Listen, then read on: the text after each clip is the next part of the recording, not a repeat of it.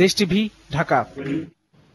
সড়ক দুর্ঘটনায় বিদ্যমান আইনের ধারা পরিবর্তন করে নতুন আইন করা হবে বলে জানিয়েছেন আইনমন্ত্রী আনিসুল হক। দুর্ঘটনার জন্য দায়ী ব্যক্তিদের শাস্তিও বাড়ানো হবে বলে জানান তিনি।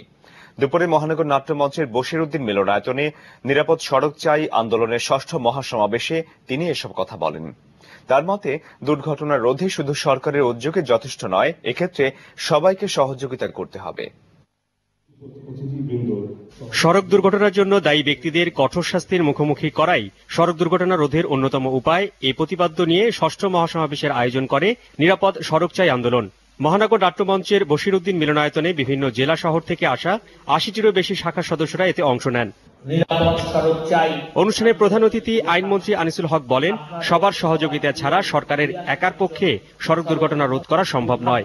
আমি এই আইন পরিবর্তন করে সাজা বৃদ্ধির জন্য পেনাল কোড সংশোধন করে নতুন আইন আমি সংসদে উপস্থাপন করব।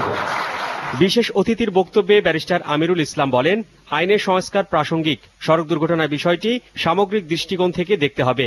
সার্বিক দৃষ্টিভঙ্গি থেকে যারা না দেখি, তাহলে শুধু আইন এবং শাস্তি শুধু নির্ধারণ করলেই এটা সমাধান হবে বা কোনো ইমপ্রুভমেন্ট হবে,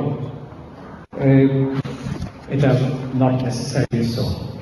মহাসমাবেশে নিরাপদ সড়ক চাই আন্দোলনের চেয়ারম্যান ইলিয়াস কাঞ্চন বলেন, দুর্ঘটনার জন্য দায়ী সবাইকে কঠোর আইনের আওতায় আনতে হবে।